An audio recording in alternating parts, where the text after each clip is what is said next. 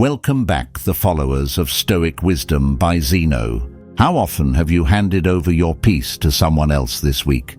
Maybe it was a rude driver cutting you off, a co-worker dumping their mess on you, or that one friend who seems to thrive on drama.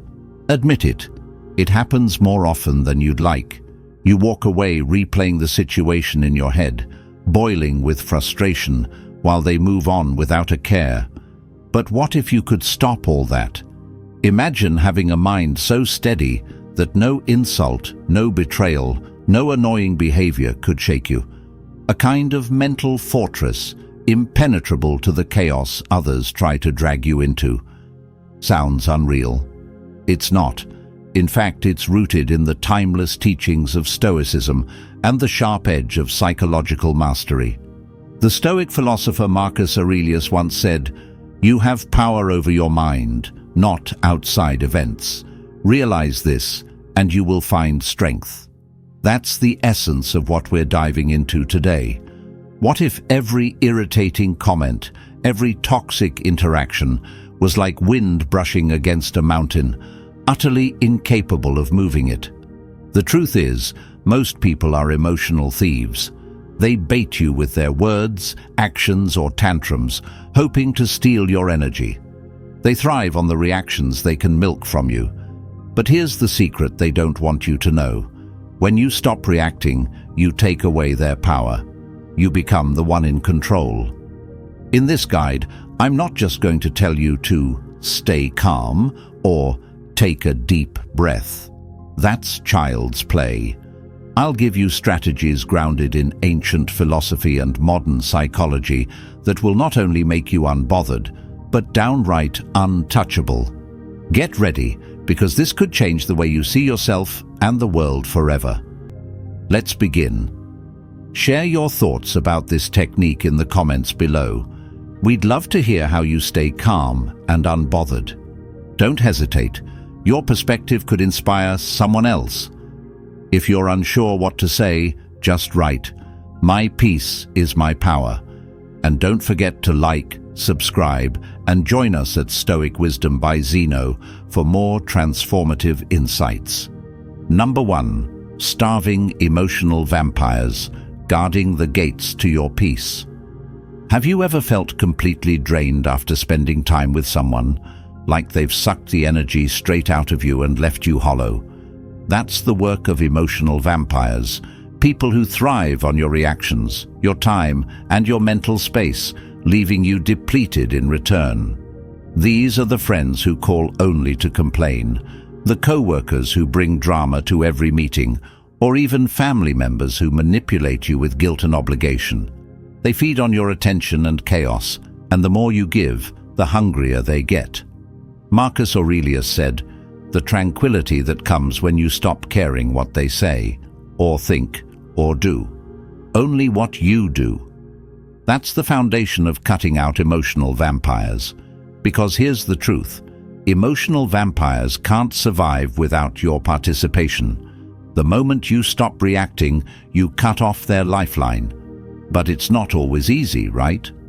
You might wonder, what if they're a close friend? What if it's my mum, my sibling, or my spouse? Here's the thing. Protecting your peace doesn't mean you're cruel or unkind. It means you're prioritizing your mental health over someone else's chaos. Just because someone has a title, friend, co-worker, even family, doesn't give them the right to wreck your inner peace. Think of your mind like a castle. Every interaction you allow in is a gate you've opened. Emotional vampires sneak through those gates, disguised as people who need your help or your ear. But instead of gratitude or change, they leave behind chaos and negativity. If you let them stay, they'll turn your castle into ruins. Boundaries are your gates, your guards. You don't have to slam the door shut in their face, but you do have to decide how much access they get. You might be asking, but isn't it selfish to cut people out? It's self-respect. If someone's drowning and pulls you under with them, you both go down. The Stoics believed that your inner peace is sacred, a space no one should disturb without your permission. You have the right and the responsibility to protect it. Take a friend of mine, for example. Let's call him Alex. Alex had a co-worker, Sarah, who lived for drama. Every coffee break turned into her venting about her personal life. Every team project became a stage for her complaints. At first, Alex felt obligated to listen. It's what a good person would do, he thought. But over time, he noticed something. Sarah didn't want solutions. She didn't want advice. She wanted attention.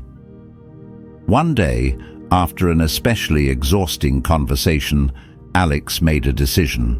The next time Sarah approached him, he nodded politely, but kept his responses short. When she sent long, drama-filled texts, he replied hours later with simple, non-committal answers like, "Hope things get better." Without realizing it, Sarah moved on to someone else who would feed her need for chaos. And Alex? He got his peace back.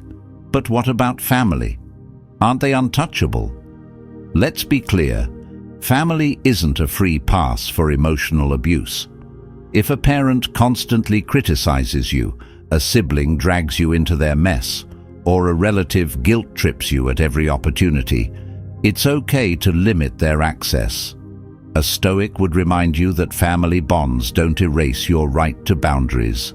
Remember, even weeds share the same soil as flowers, but left unchecked, they'll choke out everything beautiful. You can love your family while still recognizing when their behavior is harming your mental health.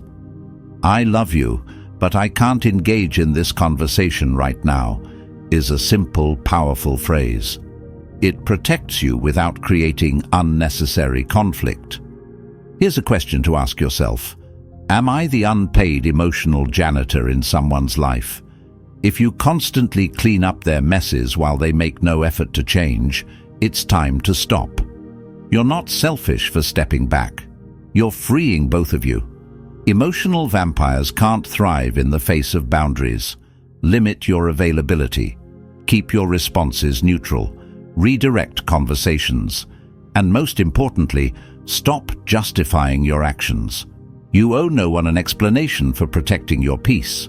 As Epictetus said, if a person gave your body to any passerby, you'd be furious. Yet you let others take control of your mind. Protect your peace like it's your greatest treasure, because it is. Emotional vampires can't steal your energy if you stop handing it over. The castle is yours. Guard it well. Share your thoughts about this technique in the comments. We'd love to hear your perspective on guarding your peace. Don't hold back. Your insights could help someone else take their first step. If you're unsure what to say, simply write, "Boundaries are strength." Don't forget to like, subscribe, and join us at Stoic Wisdom by Zeno for more empowering ideas. Number 2, lower the bar.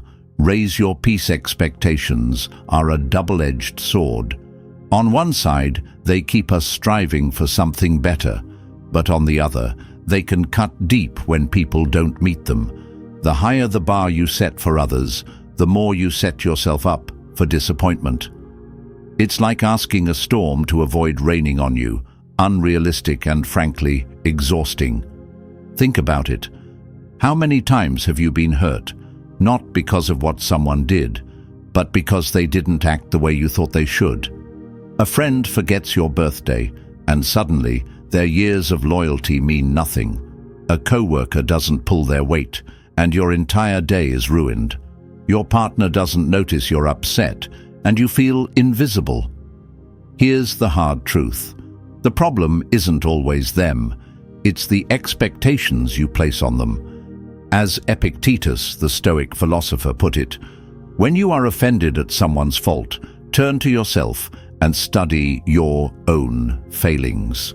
Then you will forget your anger.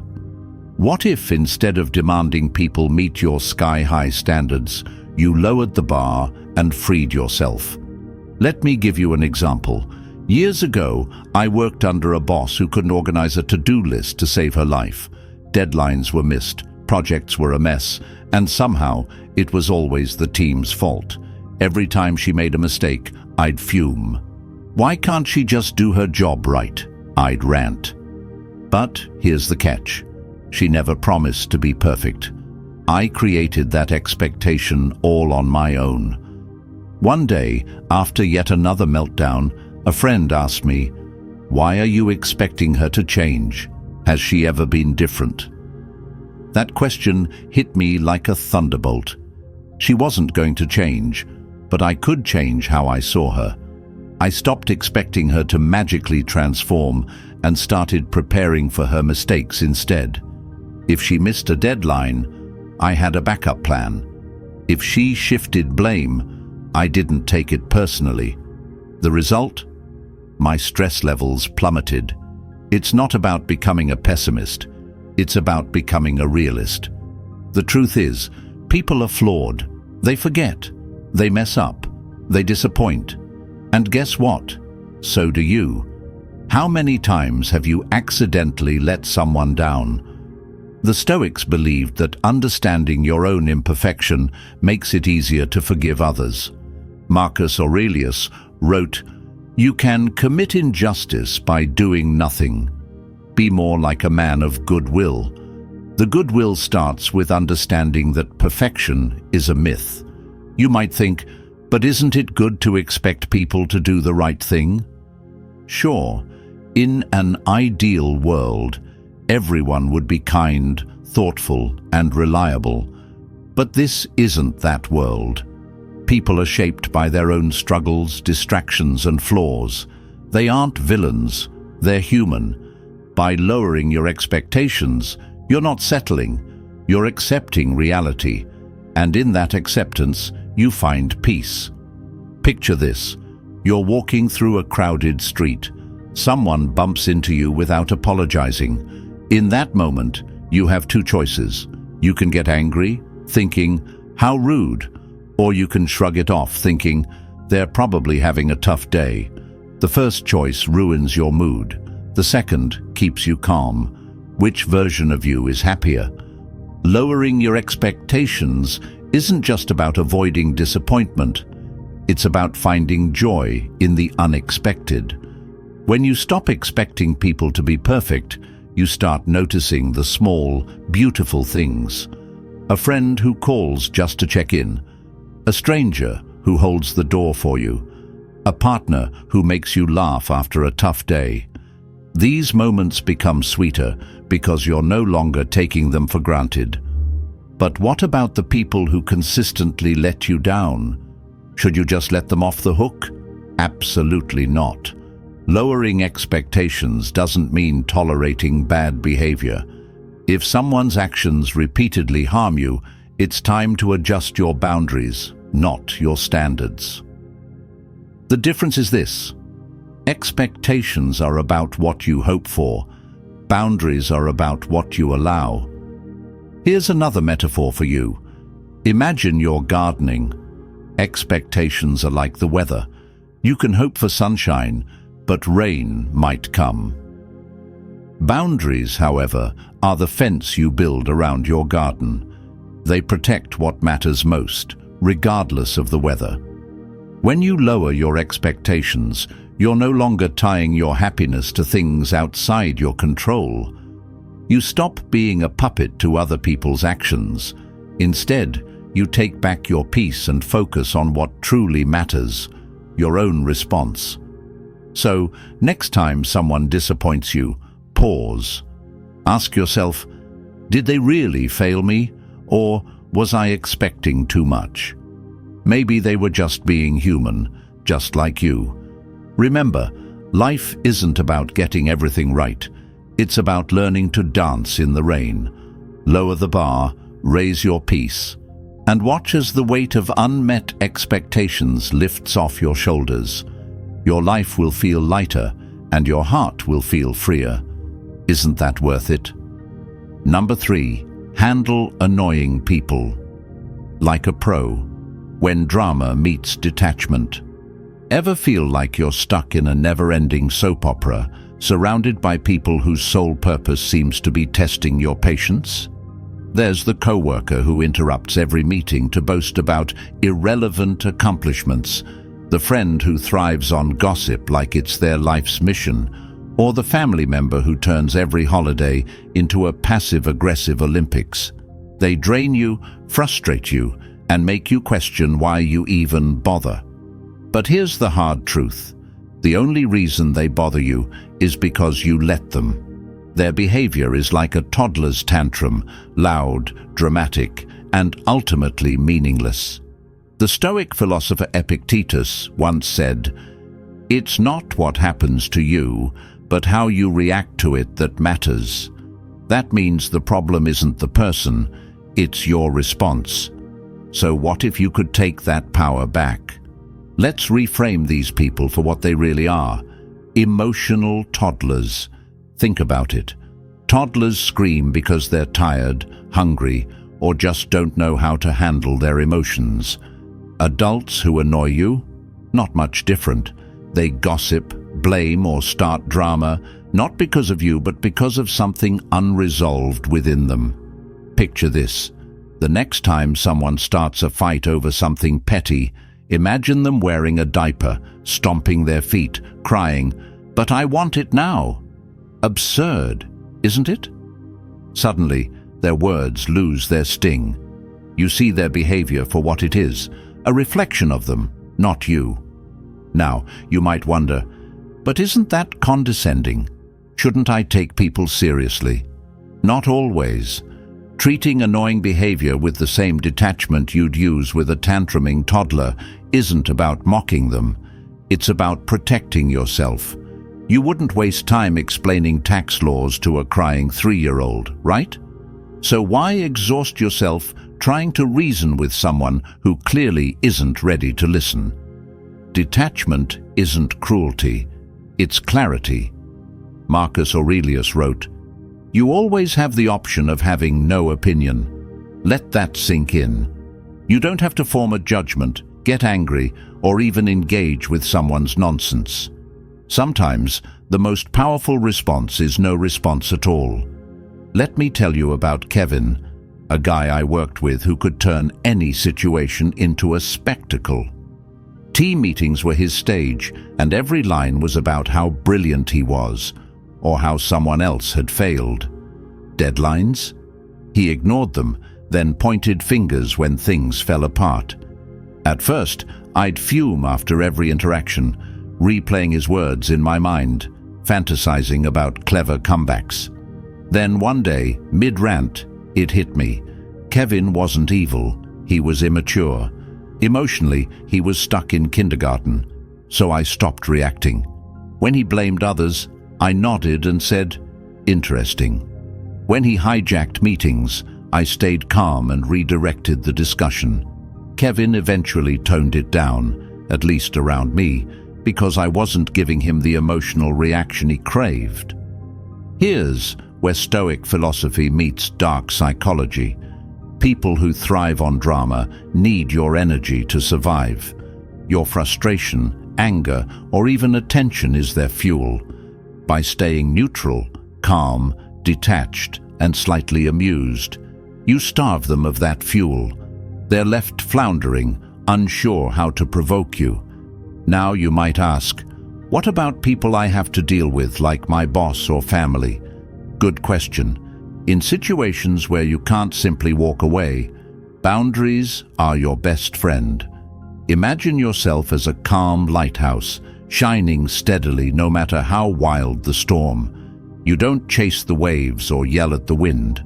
You stand firm, unmoved by the chaos around you. If a family member criticizes you at dinner, don't bite. Instead say, "I see your point," and change the subject. If a coworker dumps their tasks on you, respond with, "I'll see what I can do." Then focus on your priorities. Their drama only has power if you give it attention. The key is to shift your perspective. Don't see annoying people as enemies or problems to fix. See them as opportunities to practice self-control, like mental weights for building emotional strength. As the Stoics teach, adversity isn't something to avoid, it's something to embrace. Ask yourself, why does this person's behavior bother me? Often the answer lies within. Their criticism touches a fear you haven't faced, or their arrogance triggers your own insecurities. Recognize this, and their power over you dissolves. So the next time someone's antics threaten your peace, pause. Picture them as a toddler throwing a tantrum. Smile, nod, then decide, do I even need to respond? The less you react, the stronger you become. In the words of Seneca, if you want to be unshakable, you must accept the unshakable truth. Nothing external can harm your mind. Take control. Be the mountain, not the leaf blown around by other people's storms. Because at the end of the day, it's not about changing them. It's about mastering yourself. Number 4, roll with the punches, the power of saying okay. Picture this. Someone hurls a petty insult your way. Maybe it's your boss nitpicking your work, a friend making a passive-aggressive comment, or a stranger rudely cutting in line. Your gut instinct? To defend yourself, fire back, or at least roll your eyes in frustration. But what if instead you met their negativity with a single calm word? Okay. Just okay, and nothing else. No explanations, no reactions, no emotional energy wasted. At first this might seem dismissive, even weak. But here's the thing, when you say okay, you're not agreeing or surrendering, you're disarming. Marcus Aurelius, one of the great Stoic philosophers, said, "Choose not to be harmed, and you won't feel harmed. Don't feel harmed, and you haven't been." By saying, okay, you strip the situation of its power over you. You're refusing to hand someone else the keys to your emotional state. Think of it like this. Every conflict is a tug of war. The other person pulls, hoping you'll grab the rope and start yanking back. When you say, okay, you let go of the rope entirely. Suddenly, they're left holding nothing but their own frustration. You, meanwhile, are free to walk away with your peace intact. Here's where it gets interesting. The person who lashed out at you expects resistance. They crave it. Negativity feeds on attention and energy, much like fire feeds on oxygen. But when you respond with calm indifference, it's like cutting off the air supply. The flames sputter and die. But what if someone accuses you of not caring? After all, isn't saying okay just avoiding the problem? Here's the subtle truth. Not every situation deserves a reaction. The world is full of provocations, snarky comments, unsolicited opinions, petty drama, but not every fire needs fuel. In the words of Stoic thinker Epictetus, "It's not what happens to you, but how you react to it that matters." Choosing not to engage isn't avoidance, it's mastery. Consider this scenario. You're at a family dinner, and your aunt, let's call her Linda, starts criticizing everything from your career to your cooking. Every word is designed to get under your skin. Now, you have two options. You can argue back, defending yourself point by point, and let the night spiral into a battle. Or you can simply look at Linda, nod, and say, okay. At first, she might double down, fishing for a stronger reaction. But when you keep responding with calm neutrality, her energy will eventually fizzle. Why? Because she's no longer getting the emotional payoff she's seeking. You've reclaimed your power, and she's left scrambling to figure out why she can't shake you. Now, let's tackle the elephant in the room. Doesn't this make you a pushover? The answer lies in your intent. Saying okay isn't about rolling over or avoiding conflict when it truly matters. It's about choosing your battles wisely. Ask yourself, is this worth my peace? If the answer is no, then let it go. Remember, reacting doesn't fix the situation. It only ties you to it longer. Here's a metaphor to consider. Imagine someone tossing a stone into a calm pond. If the water reacts with waves and ripples, the surface stays disturbed long after the stone has sunk. But if the water remains still, the stone sinks without leaving a mark. Your mind can be that still water. Every time you say, "Okay," you refuse to let external events disturb your inner calm. This doesn't mean saying okay to everything without thought. It's about reserving your energy for what truly matters. If the situation demands action, like addressing genuine disrespect or solving a problem, then act.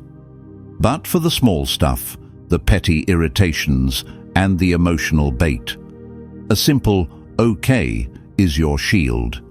To some, this approach might feel uncomfortable at first. Humans are wired to react. It's how we've survived for thousands of years. But Stoicism teaches us that survival in the modern world requires a different kind of strength. It's not about winning every argument or proving every point. It's about mastering yourself. So, the next time someone tries to drag you into their chaos, pause, take a breath. Then, instead of reacting, try saying, "Okay," not sarcastically, not with an eye roll, just calmly and genuinely. Watch how it shifts the dynamic. Watch how it protects your peace. As Marcus Aurelius put it, if you are distressed by anything external, the pain is not due to the thing itself, but to your estimate of it, and this you have the power to revoke at any moment. Saying "okay" is your way of revoking that power. So let them talk, let them criticize, let them bait you. You're no longer playing their game. You're standing on a foundation of Stoic wisdom, untouchable and unbothered. And that, my friend, is the real power of saying "okay." Number 5. Close the door to chaos and keep your peace. How often do you feel like the world has unlimited access to you? A phone buzzing at all hours, endless texts asking for help, people expecting you to drop everything for them. Every time you say yes to something that drains you, you're saying no to yourself. Think about it. How much of your life has been quietly stolen because you felt too guilty to say, "Sorry, I'm not available for this"? Being constantly available isn't kindness. It's self-destruction dressed up as generosity. The more accessible you are, the more people assume you'll always be there. You stop being seen as a person with needs and become a convenience, like a vending machine that spits out emotional support, time or energy at the press of a button. But here's a reality check. Your energy is not infinite. You're not the sun. You can't shine on everyone without eventually burning out. The Stoics understood this deeply. Seneca said, "If you want to improve, be content to be thought foolish and stupid." People will call you selfish, distant, or uncaring when you stop giving them constant access. Let them. What they think of your boundaries is none of your business. What matters is reclaiming your time, your focus, and your mental health. Here's the part where guilt might creep in. What if they think I'm rude? What if I lose relationships? Ask yourself this.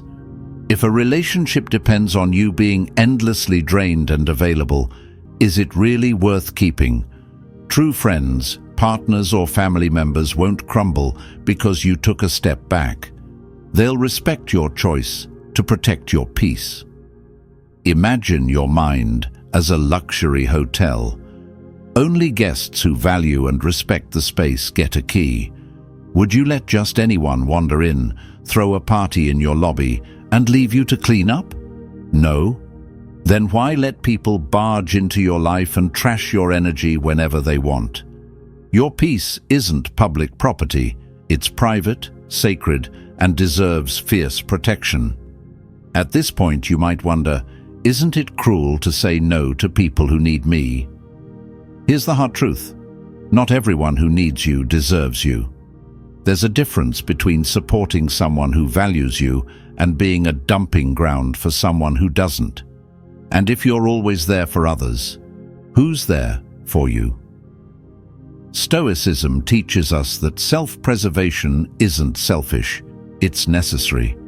The philosopher Epictetus advised, "Make the best use of what is in your power, and take the rest as it happens."